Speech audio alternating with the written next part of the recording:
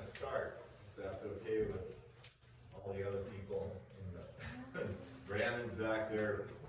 Okay, so thank you all for being here and getting the switcheroo on the venue change. We just learned about that yesterday morning. Currently the county has double booked us at the other location. Unfortunately, Kyle here at the park was able to. Thanks, Kyle. Thank you, Kyle. Can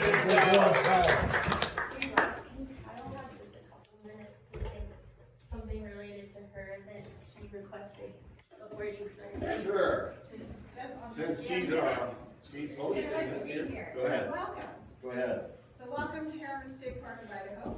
Yes, I'm glad that everything worked out well. I'm really glad. Thank you for helping us out. The power's been Short on notice. and off, but we don't really need it today, so that's all good. And so, they're doing their talks for this one is of course one of their Wednesday meetings, and if you hadn't seen it, I'm also advertising you guys. Oh, thanks. It's their celebration of work. Each Wednesday, they have a different talk for the summer. And these are around about in the park and around the community, and one outside here if you haven't seen what the dates are. To get going on the opening of the ranch this weekend, besides this week event kind of kicking off the week with Wednesday and other foundation activities. At Trout Hunter on Friday, the 14th, the Trout Hunter and the Friends of Harriman State Park are doing the hot roast at 5, and you can get tickets for that. If you haven't seen that, this will also be in the hallway. If you see something like that, that's what it's talking about. And so that'll be at Trout Hunter and be a fundraiser, and all the proceeds go to Friends of Harriman State Park to help with projects and things going on here. One of which is what we used to call the Twisty Bridge or the Thurman Creek Bridge. Coming across has been closed since winter. On the 22nd, a whole big crew is coming for a weekend and rebuilding that bridge. That's part of it that you're seeing along the road there on the right-hand side, on one side, and the rock and everything is all part of that they're helping build. I think they have to hand carry in some of the stuff besides equipment to get it there, so that's really quite a process. And then the Henry's Fork Wildlife Alliance is having a Bear Awareness Wildlife Day at the Ranch and parking lot on the 22nd. This weekend, to start out opening the ranch, we're doing an introduction to fly fishing and casting out back here on the lawns. So come or send people that haven't, or if you're rusty and need some more practice, come and join us. Someone just asked me about some casting, and they'll be on this Saturday. We have a variety of events happening every Saturday and Sunday throughout the summer. You'll see these posted around here and in the newspaper. And also the historic buildings are open Friday, Saturday, Sundays, and Mondays from like 11 to 4 with tours at 11 and 3. They're open today. I'm actually having them stay open today after, because till about 5, if folks didn't get in them and haven't been since you're already out here and made it through the traffic. Congratulations. The next two buildings, the Dining Cottage, the County Cottage, and the Jones House are open today until about 5. If you haven't been in them, otherwise come back next time. So yeah, welcome to the Harriman, and excited to hear all the updates and passes. Yeah. Okay, so as Kyle said, we have 10 weeks of seminar. I kicked it off last week with kind of an overview of all the different topics. And then, so the next 4 will be held down in Ashton at our campus. Then we'll be back up in Island Park. So we'll end up having 5 in each location, trying to mix it up and allow folks that live in different places to attend. Of course, I was telling Dan here, it's like I have to come all the way out here to see my neighbor who lives around the corner there. So, but thank you all for being here. So, the Henry's Fork Foundation, it's our 40th anniversary, and you'll notice our little motto is Voice of the River. And so that's what we're talking about today. This is what the founders knew this river needed. So we'll probably start out talking about hydroelectric power, because that's ultimately, and Mike and Mick will tell us, how we got where we got, given the threats facing the river back in the 80s. And so I'm going to introduce all 5 of you, and I'm going to start with Mick first. So Jeannie Campbell with PacfiCorp, they own and operate Ashton Dam. Mike Lawson one of the founders of the Henry's Fork Foundation, also longtime outfitter, founder of Henry's Fork Anglers, Fly Shop. Mick Mickelson, retired orthopedic surgeon, also a founder of the Henry's Fork Foundation. Dave Peterson, engineering manager, he's been on the phone trying to fix a power outage. Here, those guys are always at work. And then Matt Hively, who is our aquatic resources coordinator. He is the voice of the river, staff person on our staff.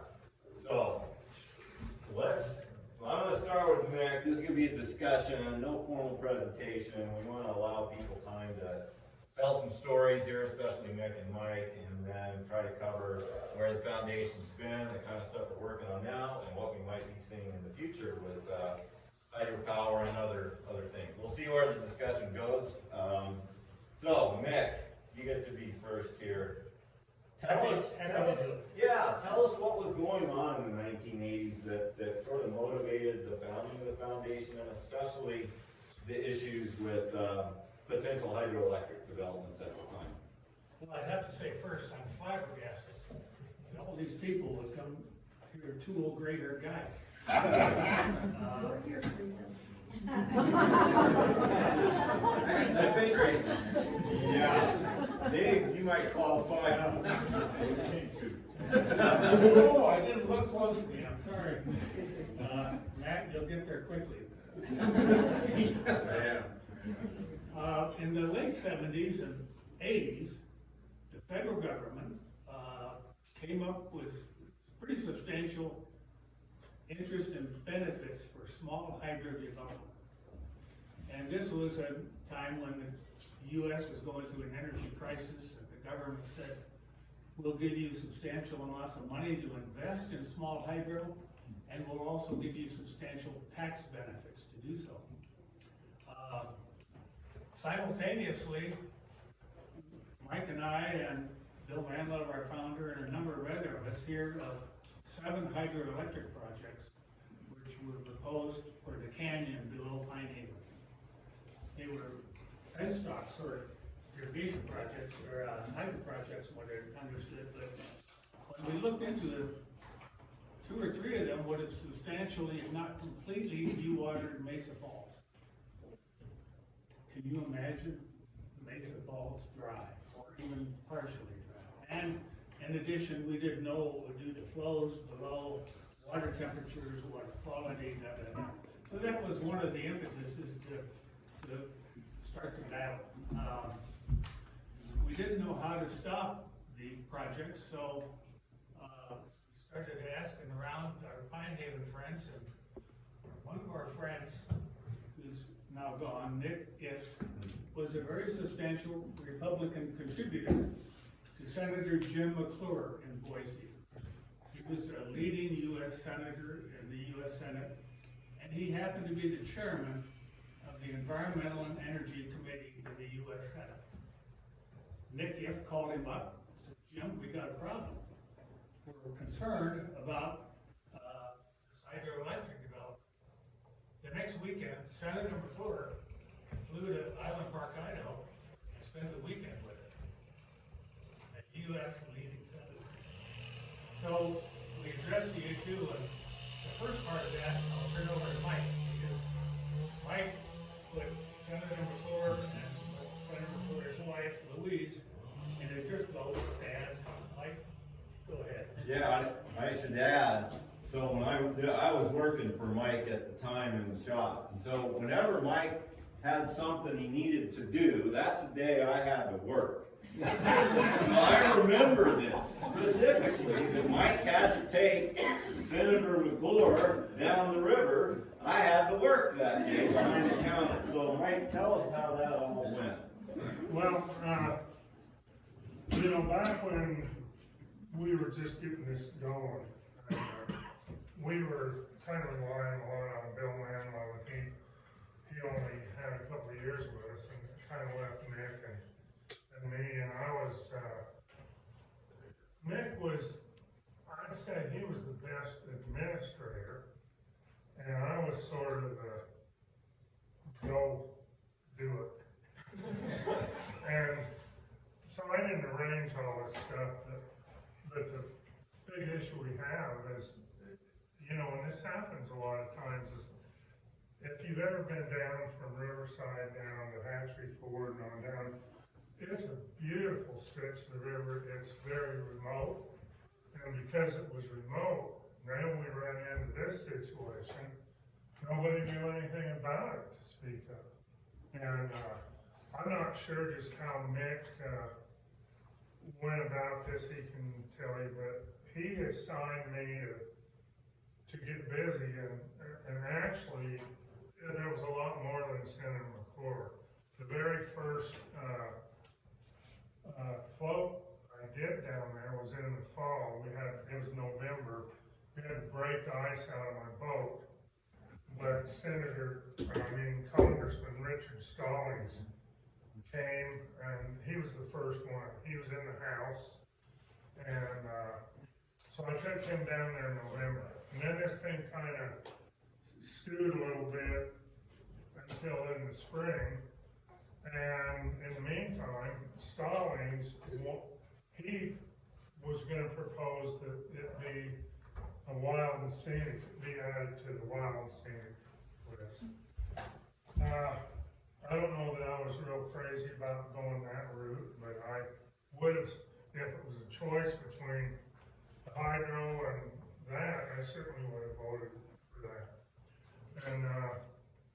And then I think in the spring, I think it was, the next one was Senator McClure and Louise, and he was by far the one that we needed to have see that the most because of his position in Washington. And so I took him and his wife and floated that. And just for a side note here, if you ever saw that road, did anybody ever try to drive up and down that road before it was fixed? The byway? Access to the the road down to Hatchery Ford. Oh, Hatchery. And we used to go in from both sides. There's a little road on this side, and we were trying to figure which one's the worst. But the reason I'm bringing this up is because even with Senator McClure, we did not allow our clients to ride in the vehicle because it was just a matter of not if, but when we were going to crash one of our guide vehicles down there. You couldn't do it in a four-wheel drive pickup. You had to have a Jeep or like a Toyota Land Cruiser or something like that. And I think Barker had a four-wheeler.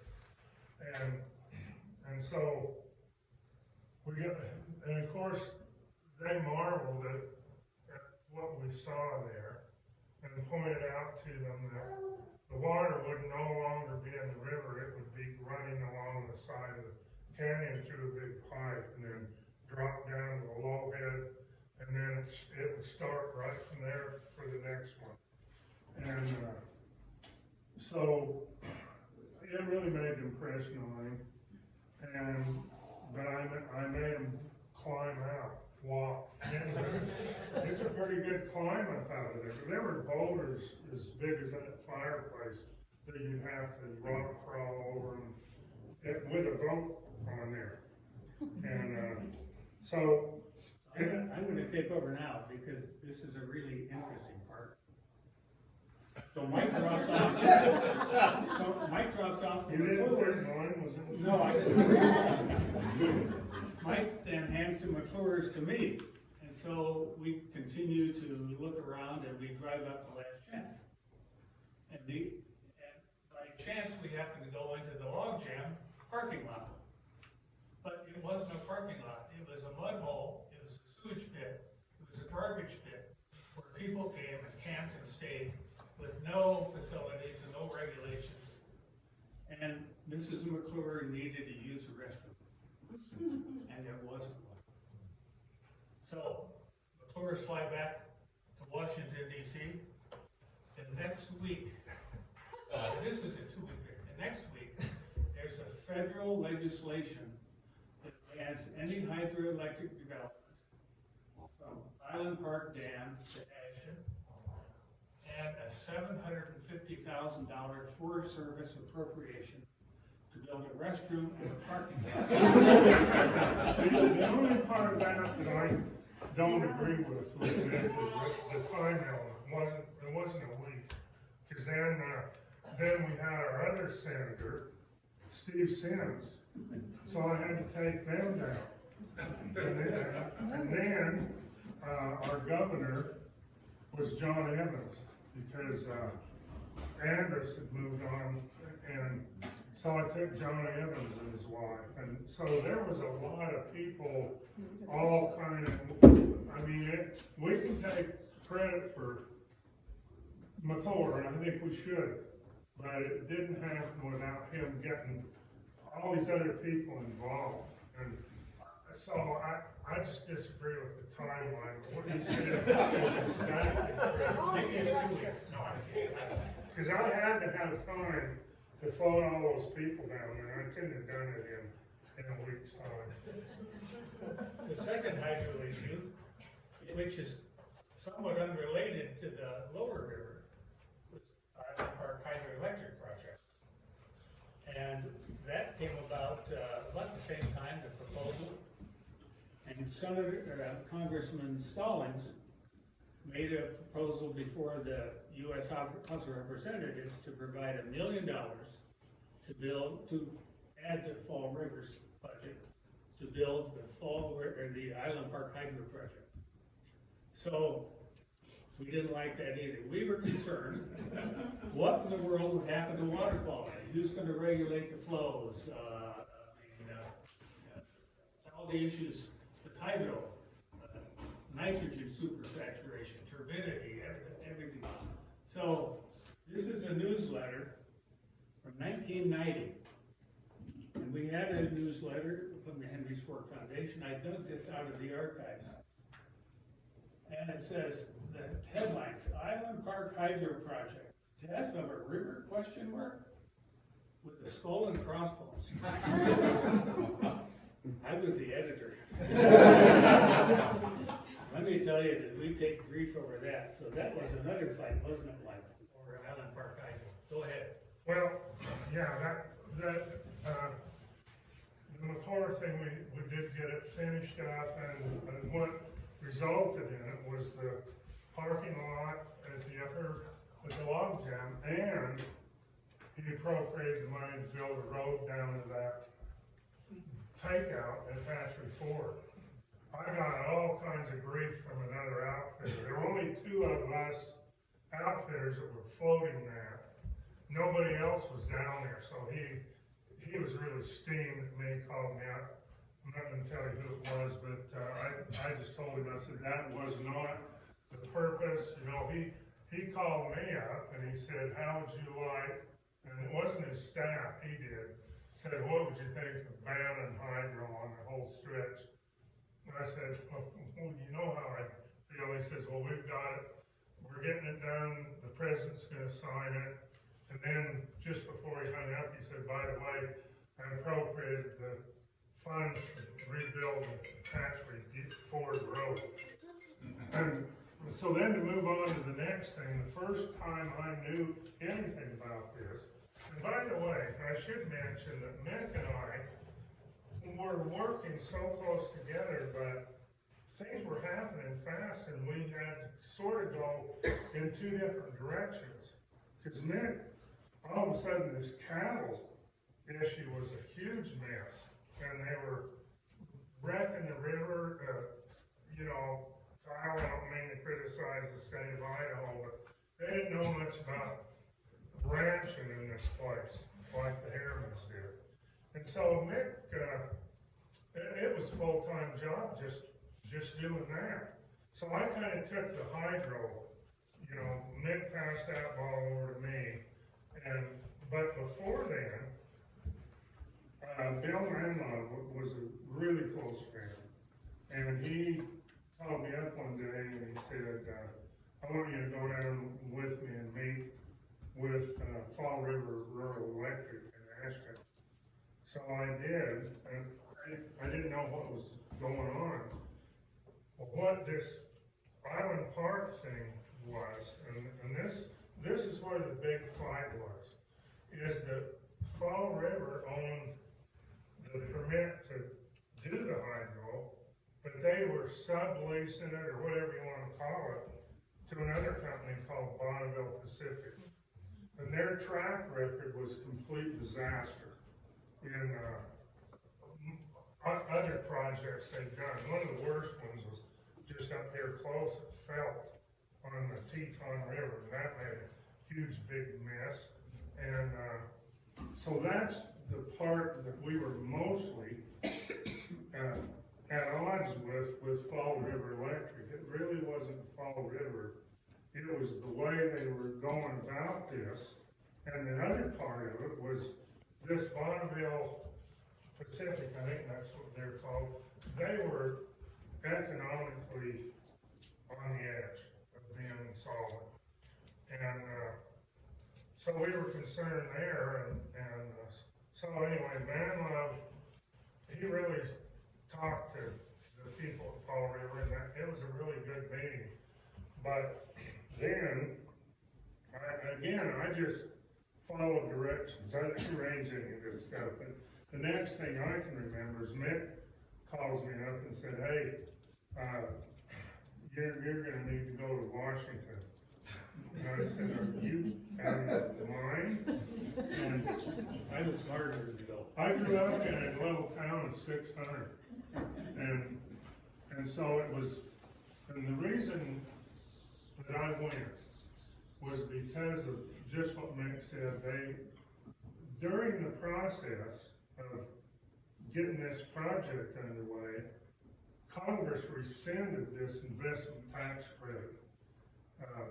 And so that meant that Bonneville was gonna get $1 million less than they planned, because they were counting on this.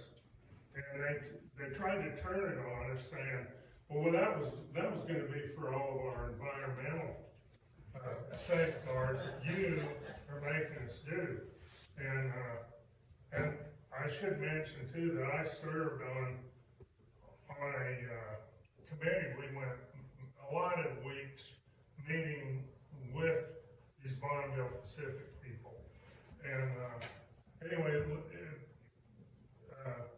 it was Stallings, as Mick said. His thing was more, let's pass a appropriation to reimburse Bonneville Pacific what they lost, they were losing from this investment tax credit. So Mick or somebody, I don't know how it went, but had everything arranged for me, and I was the chairman of this committee I had to go to was Senator Bill Bradley from New Jersey. And he was great. You know, he personally met with me a couple of times because I was scared to death. And they arranged meetings for me with all the staff of every senator that was on that committee. And the only other senator I got to talk to is I went in and met with Senator Alan Simpson from Wyoming. And he was pretty funny. He says, I know I'm for this, but he said, if I get crossways with Jim McClure, it's not going to be over this. So he said, and so it didn't look, based on my visits with people, I didn't think it looked too good for us. And that was part of the reason that I learned how things actually work in Washington. And that's sort of the way it is. This was small potatoes, but McClure, he was the second in command on that committee. He was a Republican, and Bill Bradley was a Democrat.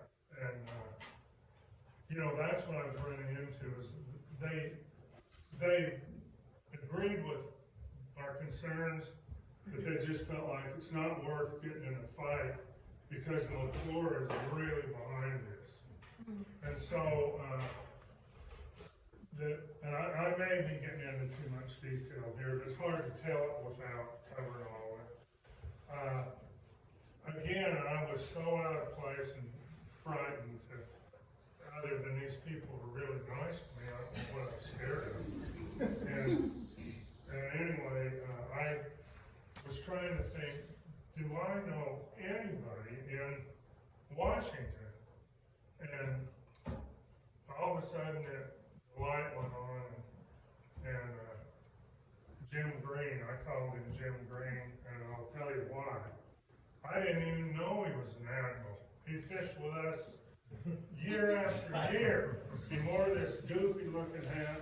One day I said, "Hey, Jim, what do you do for a living?" And I looked at him, he had this goofy fishing hat, and I said, "No way, no way."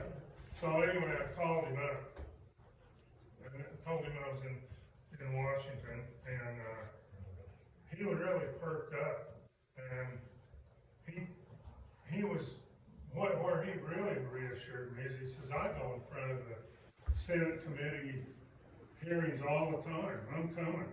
I'm going to come to the meeting." And I thought, oh, is that ever cool? And because part of his job was getting financing to build ships. And here with this little deal, and so during the way this kind of worked is Jim had somebody that worked for him that ended up crossing paths with a staff person for Pamela Harriman. And so we didn't get to meet with her before, but her staff did and all that. And she said, "I'm coming to the hearing." And Jim Green said, if she comes to the hearing, it's dead in the water. They might not want to vote against McClure, but they sure don't want to get on the wrong side of Pamela Harriman. And so anyway, the hearing came in, and I don't know if any of you ever done it. It's very intimidating. They sit way up here. They're kind of looking down on you. You're in a chair by yourself. And I'm just so thankful Jim was there to kind of reassure me, because I really was. I didn't know how I was going to do it. Well, then, I told you I used to make fun of him when he came out fishing, when he told me he was an admiral. When he walked into that meeting, there was no doubt that he was an admiral. He was in his Navy dress, and they respected him, they knew who he was, and he was not on the docket to testify, which just infuriated our senators there. And I don't think I had any influence compared to him. He made it happen. And then after the meeting, Pamela Harriman wanted to meet with Admiral Green and me, and so it was dead in the water. So then we were excited, and then McClure tacked it on to another appropriations bill. Again, I really learned a lot how things work in Washington, and got him the money anyway. But then what happened is it delayed it enough that Bonneville Pacific went bankrupt. And so Fall River was forced to pick it back up. And the state of Idaho Water Resources Department required them to continue on with the advisory committee team. So Jan Brown and I were both on. We're right back on the meeting all the time. But the meetings with Fall River Electric were totally different. You know, they were certainly interested in everything we could find. There was a win-win thing, and we were able to, put in some of these safeguards that we now have on the Allen Park Dam, and it's just quite a story. But that's kind of how that happened. project, they did what they should have, and I don't remember who the main guy is. D calling D you. Reynolds. D Reynolds back. D. then, Reynolds. Who was, yeah. And D. Reynolds, the last one of those committee meetings we had, he stood up before the committee and he said, he thanked us all and he said, we would never do another project at this level without having an advisory committee.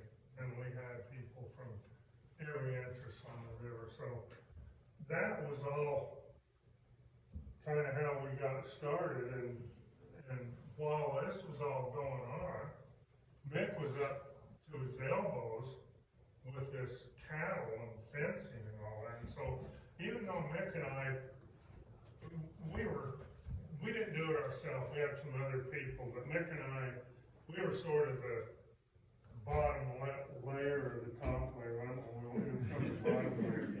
But we often didn't even know what each other were doing, because there was so much to do, and I don't know enough about how the fence stuff all went, and I don't think Mick was involved as much with the hydro, because we just didn't have time. Both of us were working, we weren't retired, Mick was a orthopedic surgeon, tremendous demand on his time, and one of his secretaries or pretty much took it on, and Mick spent a lot of his own money to do this, and I didn't have any money, so I didn't have to. Well, I do want to get to the fencing, that's something we definitely want to talk about, but let me give Dave a minute, because when these two shook hands here a little while ago, they were like, yeah, we didn't start off on the best terms, as you mentioned, Mick, with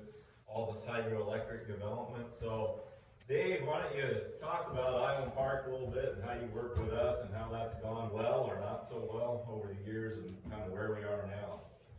It hasn't always been good. It's good now. We work together quite well. We look at it.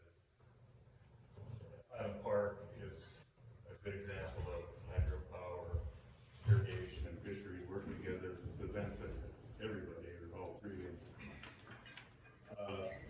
To give an example, about 5 years ago and prior to that, we were having a lot of difficulties.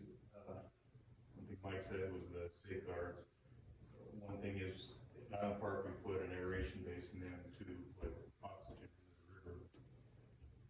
And the original license said we had to maintain 7 milligrams per liter of oxygen in the river. Late in the summer, as the temperatures go up and the oxygen kind of gets low in the reservoir, there was times we could not maintain that, so we had to shut off and run through the bureau gates. The water coming out of there is better, so the oxygen is good, but sometimes that's not good for turbidity, so there's issues there. But we looked at lowering that standard, and we went back and forth. In fact, I've got a spreadsheet with umpteen different ideas of how we were going to do that. But we came up with a trial period, 5-year trial period, and in March, well, to begin January, we're at 6.0 until March, and then we go 7 in March, and 8 in April and May, and then back down to 7 in June, and then from July on out to March again, it's 6. And everybody seemed to be happy with that, and it's worked really well. And so yesterday I was thinking, I wonder how much we can produce more because of that. It was about 10 million kilowatt hours we produced in 5 years that we wouldn't have been able to because we didn't set the plant up. And yeah, that's coming up now. We've got to permanent issue, so we'll be working on that. You know, that's It's a great story. Yeah, it was based on science and the biology, and we don't need 7. 6 is good, that's in the literature, but 8 during spawning and rearing. And there's a great example of science-based collaboration, and helped them generate more, it's helped water quality, And Jack and others will talk more about the details of the water quality issues out, I don't remember, sometime middle of July. We'll get into the real nitty gritty technical details of that, but that's great, Dave. I appreciate it. I haven't been thinking of that as an example. I guess I should point out, for those of you who don't know Jim Green, Rear Admiral James Green, he was a board chair of the foundation. Maybe 95, 96, 97, maybe father got on wire. Yeah, So, he was, that was pretty good to have an admiral and Randy as the chair of our board. yeah. And we had a really good board then, and there were some real challenges during the period that he served there. So, that was one of the big side benefits of Mick sending me to Washington. Is, we got Admiral Green in the middle of it, and boy, what a supporter. And then some of you may know that, after Rob left to go off to school, when Rob was working for us, and, Admiral Green's son, Jamie, was our manager for quite a few years, and we still stay in really good touch, and he still, really supports us, what we're trying to do.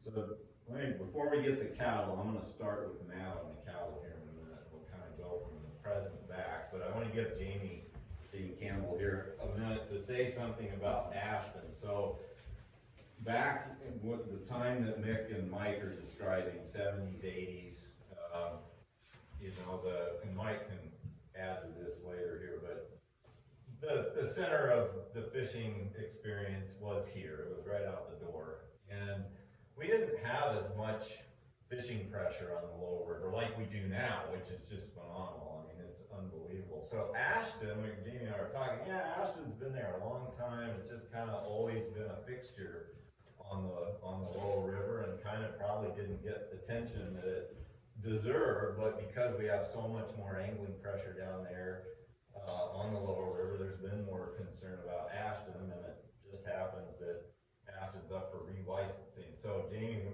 just tell us a little bit about the Ashton hydroelectric plant, how it's a little different from Fall Rivers here, and where you are in licensing, and what improvements we might be able to make down there. Well, part of this that you guys have been talking about would have been around about the last time we went through licensing, so.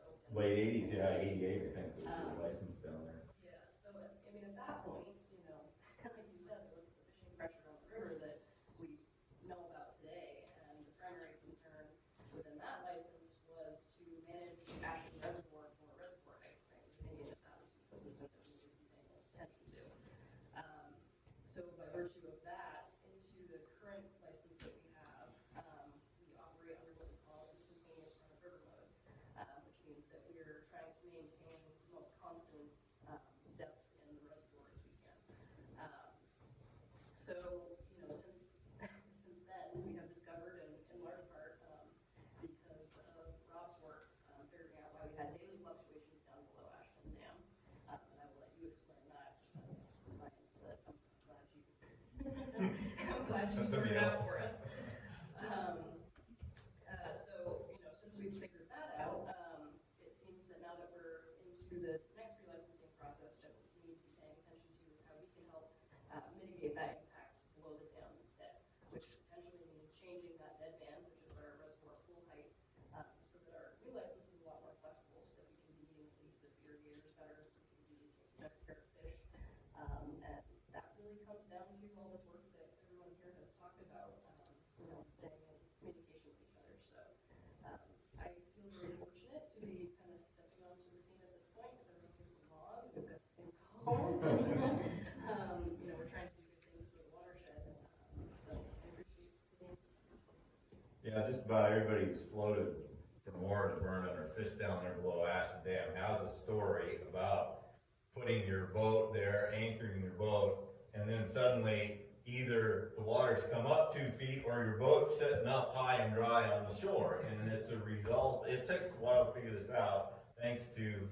PacfiCorp's engineer down in Salt Lake City who worked with me on this to figure this out. Turned out that holding the reservoir steady was not the same thing as holding the flow steady because of wind, and when flow changes get made at Island Park, sometimes the control system at Ashton either overreacts or underreacts, and you don't get the flow out that you had come in, even though the reservoir level might still be constant. And so that's a technical issue that we're trying to fix, but as Jamie points out, it's timely because they have relicensing, and also because, as she said, we all get along and can solve problems like the one Dave mentioned. So it's a good opportunity to help all the parties affected. And the irrigators, all their diversions are downstream. They really hate it more than we do. And you all hear about it more from them when they expect a flow change and all of a sudden the river dries up and their head gates are dry, or the other way around. They set their head gates and suddenly the river stage is a foot higher. So that's just another example of bringing science to the table and where everybody's working. And we're hoping to get operations at Island Park and Ashton a little more coordinated so we can get better flow of water to that whole beach.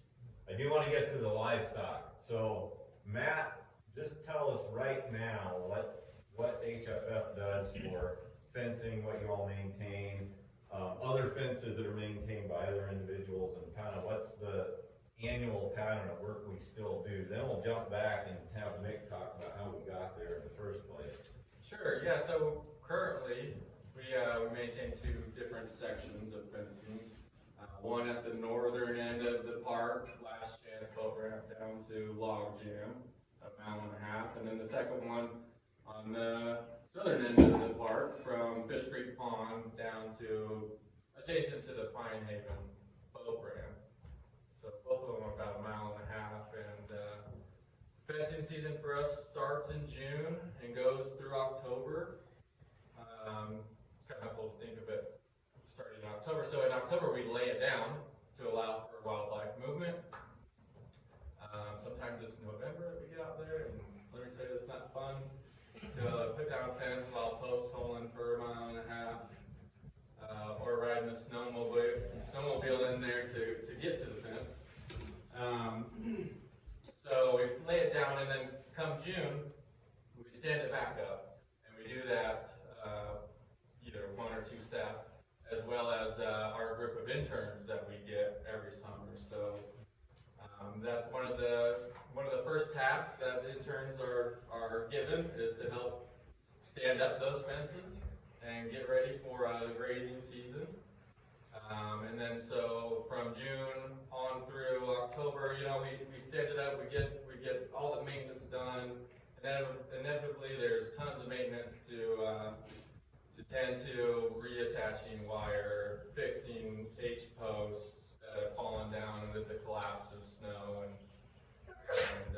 so once we get all that maintenance done, it's then the buyer's intern's responsibility, and this year we have Hunter Pauley as the buyer's intern, our recent North Fremont High School graduate. Buyer's intern will go and check that fence, both sections, twice a week, walking the whole fence line up at Last Chance, and mostly driving, thankfully, the Pine Haven, the Wood Road 16 fence, just to check for any breaches, just to see if any cattle are outside of that fence. And so he'll do that through August, and when he's done with that, staff will take over from then on until cattle get removed from the area. That's June to October. That's our block there. We got some real good overhauling projects this year, particularly on the Last Chance upper section. A lot of wood components to that one, and that's prone to degradation, and so one of Hunter's projects this year is to overhaul that fence to make it more similar to how the Wood Road 16 fence is, that doesn't have all these additional wooden structures on it. So with that, there'll be some less maintenance associated with both put up and lay down at the beginning and at the end of the season. We're also toying with a virtual fence. Nowadays, I was able to secure some funding to implement a pilot project to test out virtual fencing, working with a company called Vents, which couldn't have picked a better name for a virtual fencing company, so they kudos to them. And a local, or one of the grazing permittees out here, so working with them to try to implement a little pilot project to test the efficacy of virtual fence. You know, a lot of benefits, not just for us and not having to do so much maintenance, but for the grazing and the livestock to rotate cattle, to actually get some insights to animal behavior even, you know, and setting boundaries, different boundaries just from the ease of smartphone. You know, so some really cool potential there. So we maintain 3 miles, which is a fraction of it's about 12 miles is what I found. About 12 miles of fencing that was part of the original effort throughout the park. And, Yeah, Mick, talk about that, and then I wanna ask Mike, you know, what changes you've seen since that fencing went in. But yeah, the background was, of course, what Mike and Mick were saying is that the Harrimans ran this as a cattle ranch, and then the state took over, and there was a little difference of experience in how to run a ranch, frankly. I brought some memorabilia. This was the 1990 newsletter. This is our first hat. They've improved on it quite a bit.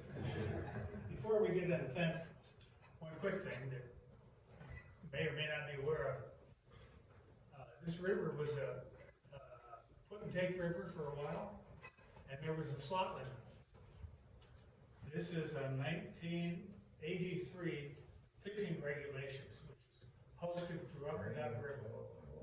You could kill 1 trout over 20 and 3 under 12. And that may not seem like much, but there were a substantial number of fish, big fish, spawning fish, that were taken. The river back in that time was sort of going through a wane, and catch and release had become a popular thing in the United States. Fishermen were critical of someone who killed a wild trout.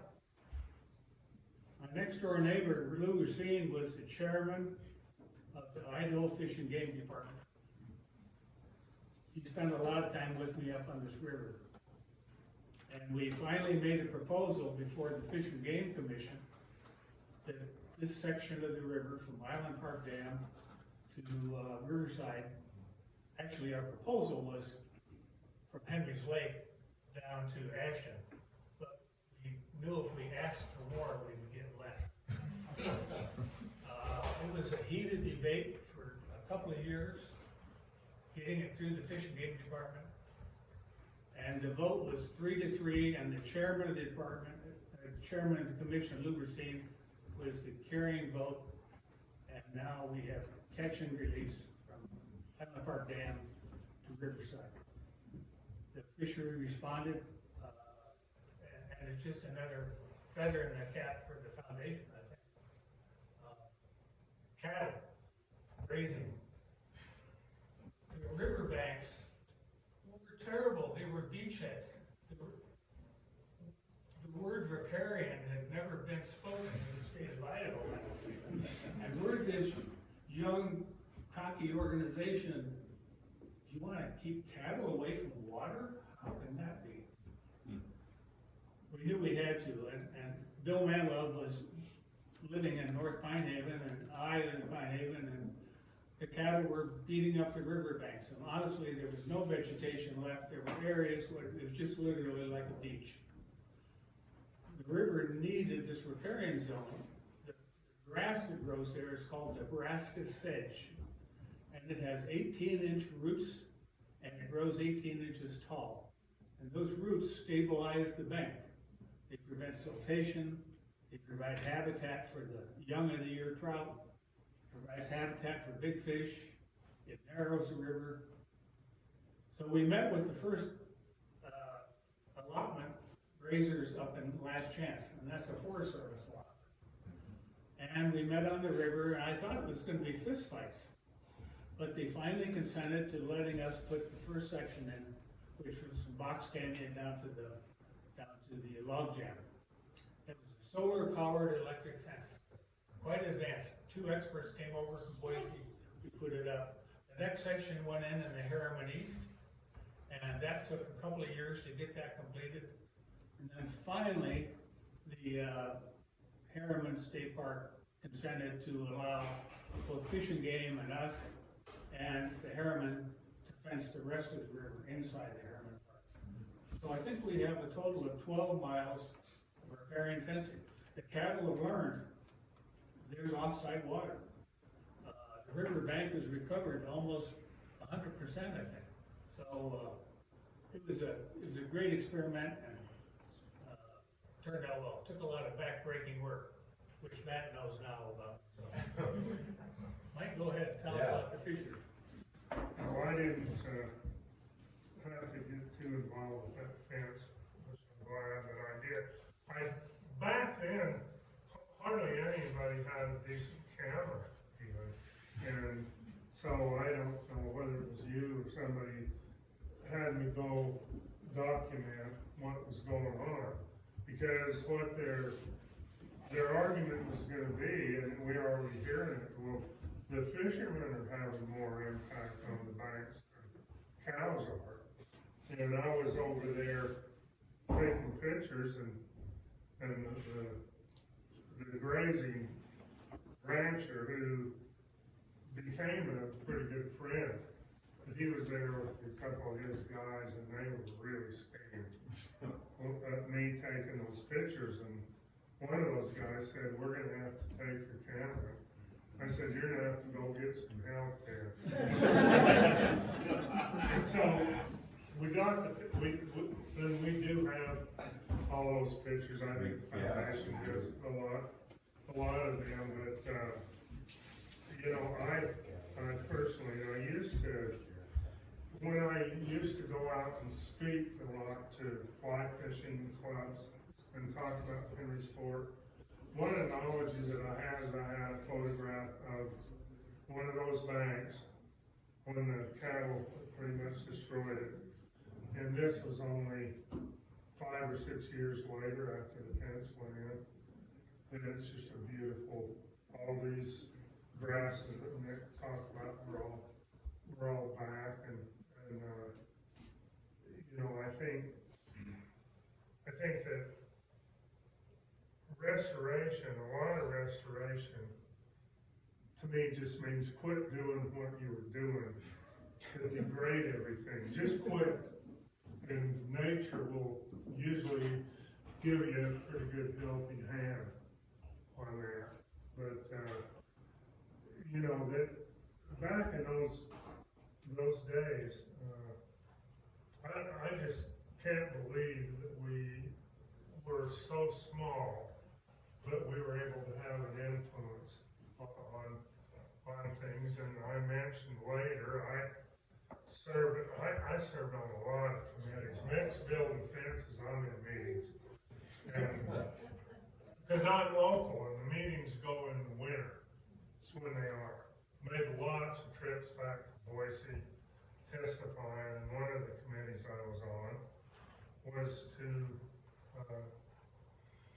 plan and implement a Henry's Fort comprehensive plan. And my brother-in-law, Dave Rydals, was at that time was the chair of the Idaho Water Resources Board, or not board, department. And they put this committee together to form this comprehensive plan. It was really a lot of meetings. We always meet in the courthouse in St. Anthony. And this rancher was on the committee. And I got to know him, and I already did know him, I'm not sure if you knew, but my wife and me, we're both 4 or 5 generations here, we're not sure which. My mother worked here in high school cleaning cabins for the Harrimans. My father worked for the Union Pacific Railroad and was very good friends with Ben Macy. So I'm probably the only one of the ones in here that used to get to legally fish Golden Lake a couple of times. Because Ben would, but I'm kind of getting sidetracked a little bit, but this comprehensive plan, we were really disappointed because the legislature crashed it, but a couple of these legislators told me, they said next year, and it passed unanimously in the Idaho legislature, our Henry's Fork comprehensive plan. Obviously, that would have been much more meaningful if we could have got it put in 30 years earlier, because everything else was layered. But at least it's here, and it's still offering these protections, for the river. So Most of you weren't here last week or there to hear me say that plan, we use that all the time, constantly. Matt and I refer to that plan, and you're absolutely right. And also, Mick, the original conditions on the Island Park license, those things we use every day. And so that plan still to this day protects a lot more than you think. I mean, we all the time see permit applications for development or docks or channel, whatever, and we look in the plan and say, oh, that's a natural reach, that's a recreational reach, this isn't allowed. In fact, there was a development on Fall River proposed, some landowner wanted to do some fish in-stream habitat. I actually went to the water board, this is maybe, 10 years ago or something, and said, your own plan prevents this in that region. They said, you're right, and they turned them down on it. That's So good. we still use this, Mike. That's good to know. Those meetings were pretty contentious, and we had not only a couple of pretty contentious irrigators, but three different individuals that ended up serving in the legislature, and they had a lot of influence, and who I was really impressed with. We had just hired Jan Brown to be our executive director, and in those first years, she was thrown into the fire so many times, and the way some of these guys would treat her, and the way she just didn't get in fights with them, but she held her ground. I was really impressed with Jan and getting that thing through. And then I'll quit. One other thing, Rob, this kind of connects to this a little bit, was most of you are aware of what happened in 1992. And the dam, the Island Park reservoir was completely drained, and it blew, 100,000 tons. 100 tons of, and the Millionaire's Pool here, there was no water.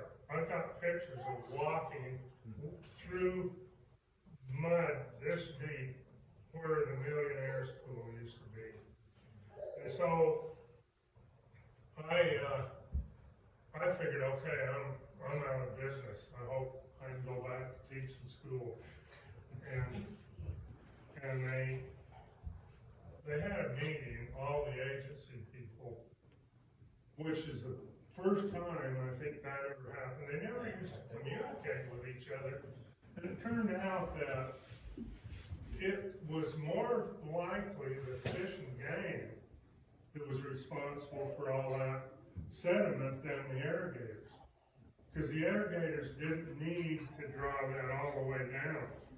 But that time, and this has happened a couple of times, they used to look at management the way they do now.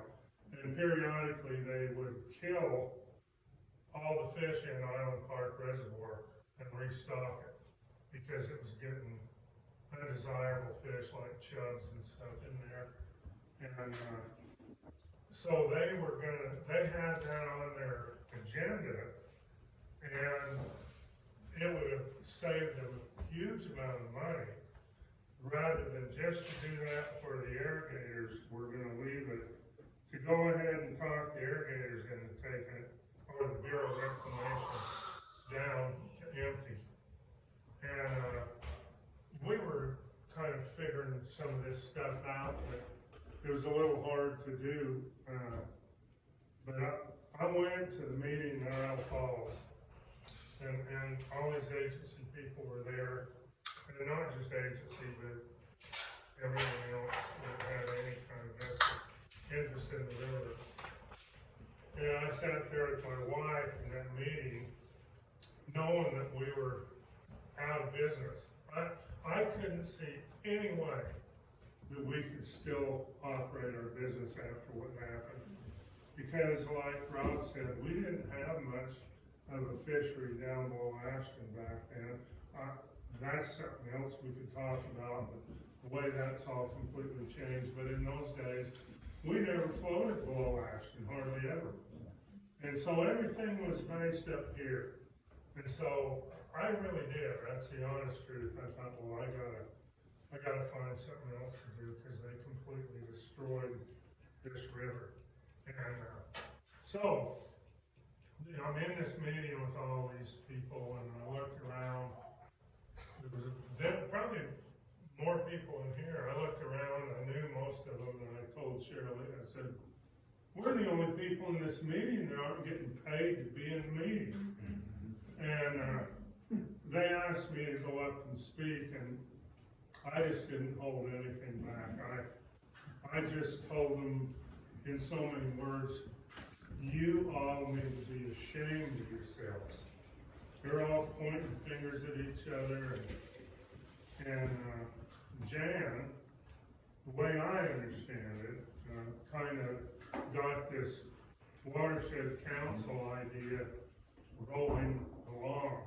And I look at all the things that I've personally contributed to the Hively Sport Foundation. The one that I'm most proud of is the Watershed Council. I don't go to the meetings. I should. I've gone to a couple. But you just can't believe what an accomplishment it is to have a seat at the table with all the different players. That never happened, and it doesn't happen anywhere else either. And the foundation is totally responsible for that, in my opinion.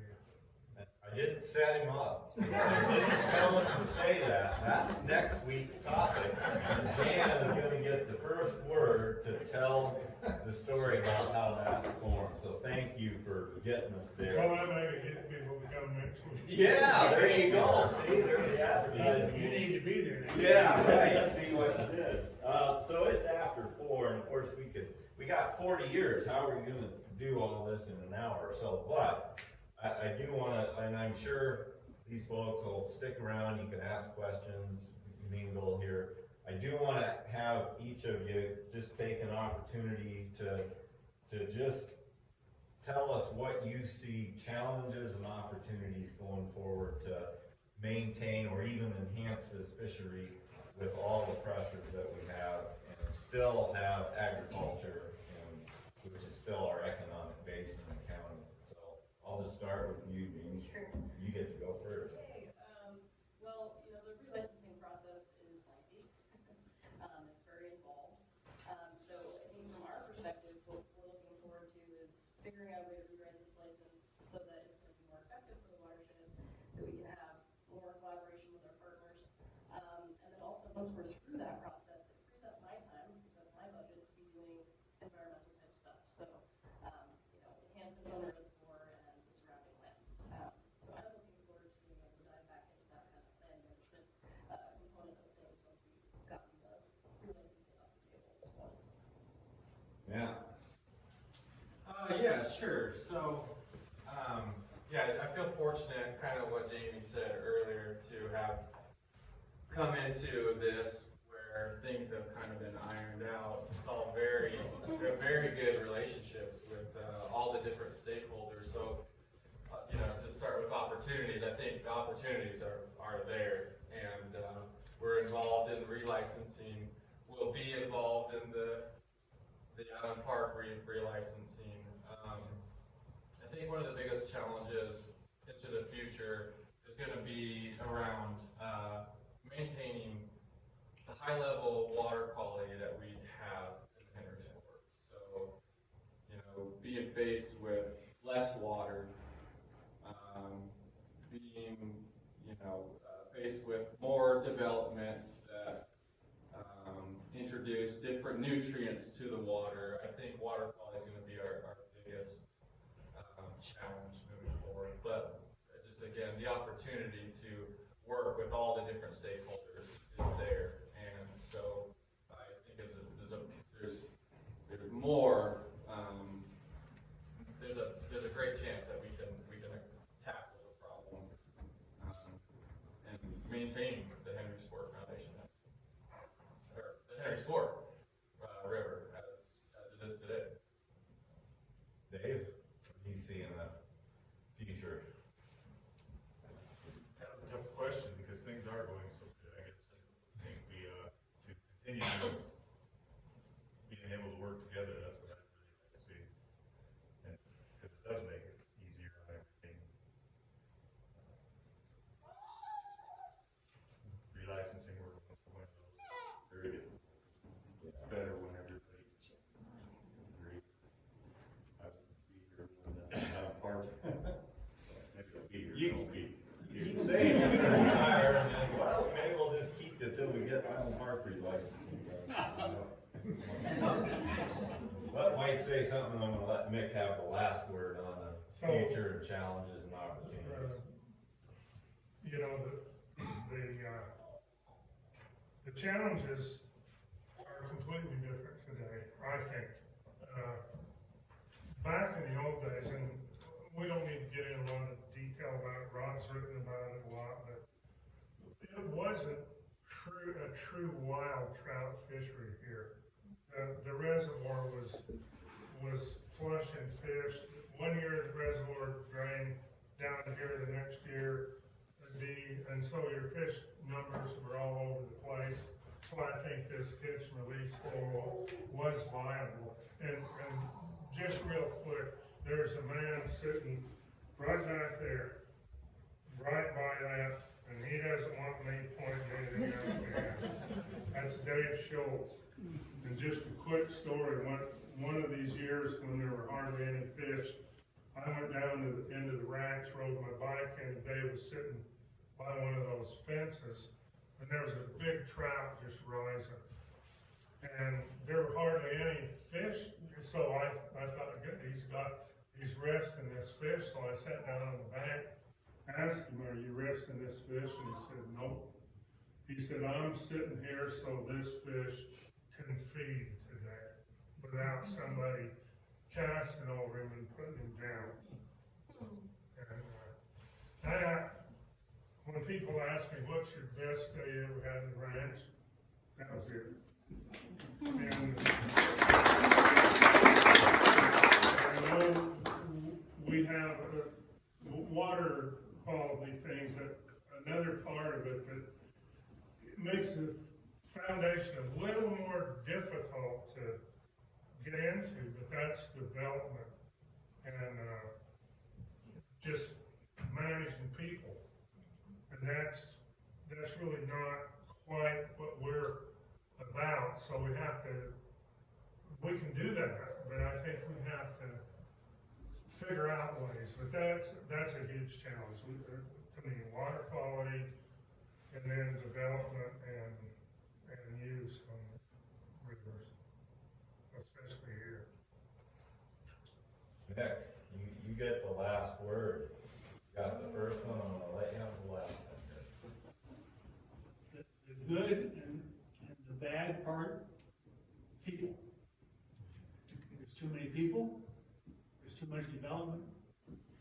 too much bad water. We gotta face those. The good part about people is Brandon and his predecessors and Rob have put together a terrific staff for the foundation. That's good people. You all have contributed time and energy and emotion. You have young interns and people are committed to the river. So the key will be having a great board, a great staff that will continue this thing on. I'd like to be here for the 100th, hopefully I can make the 50th. But people are gonna be the key. There's always gonna be battles, you said it well on the video, Rob. We just have to continue to fight the battles. And so with everyone working together, we can get it done. Thanks all for coming. This is- Yeah.